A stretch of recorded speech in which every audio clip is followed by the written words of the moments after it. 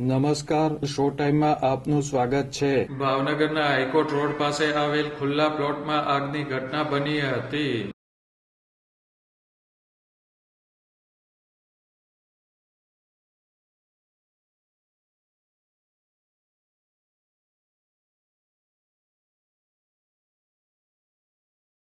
ભાવનગરના high court road પાસે આવેલ એક ખુલ્લા પ્લોટમાં ગત રાત્રિના સમયે ઝાડી ઝાખરા અને સૂકા પાંદડાઓમાં આગ લાગી હતી.